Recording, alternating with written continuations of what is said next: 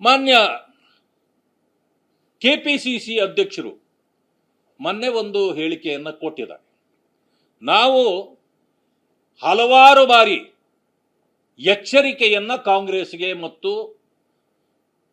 ಸರ್ಕಾರಕ್ಕೆ ನೀಡಿದ್ವಿ. ಪದೇ ಪದೇ ಕಾಂಗ್ರೆಸ್ ಕಾರ್ಯಕರ್ತರು ಬಿಜೆಪಿಯ ಕಚೇರಿಯ ಮುಂದೆ ಬಂದು ಹಲವಾರು ಬಾರಿ ಪ್ರದರ್ಶನಗಳನ್ನು ಮಾಡಿದ್ದಾರೆ, ವಿರೋಧಗಳನ್ನು ಮಾಡಿದ್ದಾರೆ. ಒಂದು ಸಾರಿಯೂ ಕೂಡ ನಾವು ಅದಕ್ಕೆ ವಿರೋಧ ವ್ಯಕ್ತಪಡಿಸಿಲ್ಲ. ಯಾಕೆಂದ್ರೆ ಅದು ಸರ್ಕಾರ ನೋಡ್ಕೊಳ್ಬೇಕು, ಪೊಲೀಸ್ ಇಲಾಖೆ ಅದನ್ನ ಜವಾಬ್ದಾರಿಯನ್ನು ಹೊರಬೇಕು, ಅವರು ಅದನ್ನು ಕಂಟ್ರೋಲ್ ಮಾಡಬೇಕು. ಯಾವತ್ತೂ ಮಾಡಿಲ್ಲ, ಕೇಸ್ ಹಾಕಿಲ್ಲ, ಅವರನ್ನು ಅರೆಸ್ಟ್ ಮಾಡಿಲ್ಲ.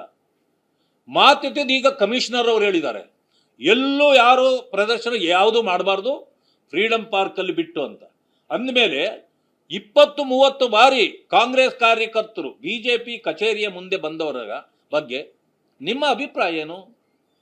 ಕೇಸ್ ಯಾಕೆ ಹಾಕಿಲ್ಲ, ಜೈಲಿಗೆ ಹಾಕಟ್ಟಿಲ್ಲ, ನಮ್ಮ ಮೇಲೆ ಮಾತ್ರ ನೀವು ಗದಾ ಪ್ರಹಾರ ಮಾಡ್ತೀರಿ ಅಂದ್ರೆ ಅಧಿಕಾರ ಮಾಡೋರು ಏನು ಬೇಕಾದ್ರೂ ಮಾಡಬಹುದು ಅನ್ನೋದು ಕಾನೂನು ಇದೆಯಾ?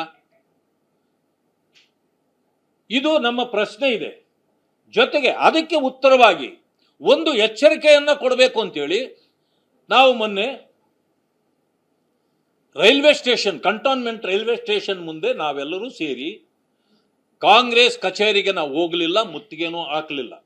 ಆದರೆ ನಾವು ಅಲ್ಲೋಗಿ ಒಂದು ಪ್ರೊಟೆಸ್ಟ್ ಮಾಡಿದ್ವಿ. ಪೊಲೀಸ್ನವರು ಹೇಳಿಕೆ ನಮ್ಮ ಬಂದು ಕೇಳಿಕೊಂಡಾಗ ಅವರಿಗೆ ಸಹಕಾರ ಕೊಟ್ವಿ. ನಾವಲ್ಲಿ ಹೋಗೋದಿಲ್ಲ ಅಂತ ಹೇಳಿದ ಮೇಲೆ ನಮ್ಮನ್ನು ಅರೆಸ್ಟ್ ಮಾಡ್ಕೊಂಡ್ರು. ಆದರೆ ಕರ್ಕೊಂಡು ಹೋಗಿ ಕೆಪಿಸಿಸಿ ಕಚೇರಿಯ ಮುಂದೆ ನಿಲ್ಲಿಸಿದ್ರು ಗಾಡಿ. 150-200 ಪೊಲೀಸ್ನವರು ಕಚೇರಿಯ ಮುಂದಿದ್ದಾರೆ. ಆದರೆ ಅಲ್ಲಿಯ ಕಾರ್ಯಕರ್ತರು ಮೊಟ್ಟೆ ತೂರಿದ್ರು, ಹೊಡೆದ್ರು, ಮೊಟ್ಟೆಗಳಲ್ಲಿ ಹೊಡೆದ್ರು, ಲಾಠಿಗಳಲ್ಲಿ ಹೊಡೆದ್ರು, ಇಷ್ಟೆಲ್ಲ ಮಾಡಿದ್ರು. ಪೊಲೀಸ್ನವರು ಅವರನ್ನು ಮುಟ್ಲಿಲ್ಲ. ಆ ಕಾರ್ಯಕರ್ತರನ್ನು ಒಬ್ಬರನ್ನೂ ವಶಕ್ಕೆ ಪಡೀಲಿಲ್ಲ. ನಾವು ಹೋಗಿ ಕಮಿಷನರ್ ಅವರಿಗೆ ಕಂಪ್ಲೇಂಟ್ ಕೊಟ್ಟ ಮೇಲೆ ನಮ್ಮ ಹರೀಶ್ ಅವರ ಮೇಲೆ ಮೊಟ್ಟೆ ತೂರಿದ್ರು, ನಮ್ಮ ಎಕ್ಸ್ DCM ಅಶ್ವಥ್ ನಾರಾಯಣ ಅವರ ಮೇಲೆ, KC ರಾಮಮೂರ್ತಿ ಅವರ ಮೇಲೆ, ಶಿವರಾಜ್ ಪಾಟೀಲ್ರವರ ಮೇಲೆ, ನಾವು ನಿಂತಿದ್ದ ಬಸ್ಗೂ ಕೆಲವರು ಬಂದು ಅಟ್ಯಾಕ್ ಮಾಡಿದ್ರು, ನಮಗೂ ಕೂಡ ಅಟ್ಯಾಕ್ ಮಾಡಿದ್ರು. ಅಂದ್ರೆ ಇಷ್ಟೆಲ್ಲ ಮಾಡಿದ್ರು ಕೂಡ ಸರ್ಕಾರ ಏನೂ ಕ್ರಮವನ್ನ ಜರುಗಿಸಿಲ್ಲ. ಮಿಗಿಲಾಗಿ ಕೆಪಿಸಿಸಿ ಅಧ್ಯಕ್ಷರು ಒಂದು ಮಾತನ್ನು ಹೇಳ್ತಾರೆ, ಅವರೇ ಮೊಟ್ಟೆಗಳಲ್ಲಿ ಹೊಡೆದ್ರು. ನಾವು ಅಲ್ಲಿ ಬರುವಂತ ಪರಿಸ್ಥಿತಿಯಲ್ಲೇ ಇರಲಿಲ್ಲ, ಮೊಟ್ಟೆಗಳಲ್ಲಿ ಹೊಡೆದ್ರು. ಅದಕ್ಕೆ ನಮ್ಮವರು ಕೂಡ ರಿಟಾಲಿಯೇಟ್ ಮಾಡಿ ಮೊಟ್ಟೆಗಳಲ್ಲಿ ಹೊಡೆದಿದ್ದಾರೆ. ಏನು ಹರಿಪ್ರಸಾದ್ ಸಾಹೇಬ್ರೆ, ನಿಮ್ಮ ಈ ಬಾಲಿಶ ಹೇಳಿಕೆ ಆ ಕೆಪಿಸಿಸಿ ಸ್ಥಾನಕ್ಕೆ ನೀವು ಯೋಗ್ಯ ನಾಯಕರು ಅಂತ ಏನಾದರೂ ಯಾರಾದರೂ ಅಂದ್ಕೊಳ್ತಾರ? ಇಂಥ ಹೇಳಿಕೆಗಳನ್ನ ನೀವು ಕೊಡ್ತಿರಲ್ಲ. ನಿಮ್ಮ ಬಗ್ಗೆ ನಮಗೆಲ್ಲ ಇದ್ದ ಗೌರವನ್ನ ನೀವು ಕಳ್ಕೊಂಡು ಬಿಟ್ರಿ. ಅಲ್ಲ, ನಿಮ್ಮದು ಏನು ನಾನು ಅಂದ್ಕೊಳ್ತೇನೆ, ನಾನು ನಿನ್ನೆವರೆಗೆ ಅದು ಕಾಂಗ್ರೆಸ್ ಆಫೀಸ್ ಅನ್ಕೊಂಡಿದ್ದೆ. ಈಗ ಅದು ಮಿಲಿಟರಿ ಹೋಟ್ಲ್ ಆಗೋಗಿದೆ ಅಂತ ನನಗೆ ಗೊತ್ತಿರಲಿಲ್ಲ. ಮೊಟ್ಟೆಗಳೇನು ಬಂದವು ನಿಮಗೆ?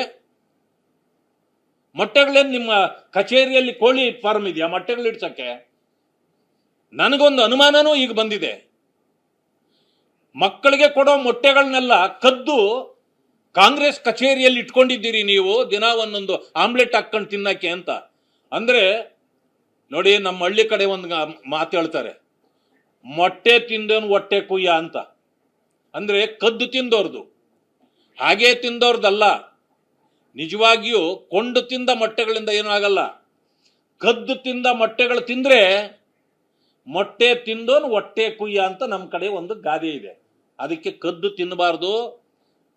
ನೀವೇನಾದ್ರೂ ಮಾಡಿದ್ರೆ ನಿಮ್ಮ ಕಾಕ್ರೋಚ್ಗಳೆಲ್ಲ ಈಗ ಹೊಟ್ಟೆ ಕುಯ್ದು ಸತ್ತೋಗ್ತವೆ. ನನಗೆ ಈಗ ಅರ್ಥ ಆಯ್ತು, ಇಲ್ಲಿರೋದು ಮಿಲಿಟರಿ ಹೋಟೆಲ್ ಕಾಂಗ್ರೆಸ್, ಕೇಂದ್ರದಲ್ಲಿರೋದು ನಿಮ್ಮದು ಕಾಕ್ರೋಚ್ ಕಾಂಗ್ರೆಸ್. ನೋಡಿ, ನಿಮ್ಮದೆಲ್ಲ ವ್ಯತ್ಯಾಸಗಳು ಈಗ ಒಂದೊಂದಾಗಿ ಹೊರಗಡೆ ಬರಲಿಕ್ಕೆ ಪ್ರಾರಂಭವಾಗಿದೆ. ಇದಕ್ಕೆ ಮಾನ್ಯ ಮುಖ್ಯಮಂತ್ರಿ ಈಗ ಆಗಿರ್ತಕ್ಕಂಥ ಶಿವಕುಮಾರ್ ಅವರು ಇದರ ಜವಾಬ್ದಾರಿಯನ್ನ ತೆಗೆದುಕೊಳ್ಬೇಕು. ಇವತ್ತೇನು ಗೂಂಡಾಗಿರಿ ನಡೀತಾ ಇದೆ ರಾಜ್ಯದಲ್ಲಿ, ಇವತ್ತೇನು ಭ್ರಷ್ಟಾಚಾರ ನಡೀತಾ ಇದೆ ರಾಜ್ಯದಲ್ಲಿ, ದಲಿತರ ಸಂಹಾರ ನಡೀತಾ ಇದೆ, ದಲಿತರಿಗೆ ಅನ್ಯಾಯ ಮೋಸ ಆಗ್ತಾ ಇದೆ, ದಲಿತರನ್ನ ತುಳಿಯಲಾಗ್ತಾ ಇದೆ, ಇದೆಲ್ಲದರ ಜವಾಬ್ದಾರಿಯನ್ನು ಹೊತ್ತು ಮಾನ್ಯ ಮುಖ್ಯಮಂತ್ರಿಗಳಾಗಿರ್ತಕ್ಕಂಥ ಡಿ ಕೆ ಶಿವಕುಮಾರ್ ಅವರು ತಕ್ಷಣ ರಾಜೀನಾಮೆ ನೀಡಬೇಕು.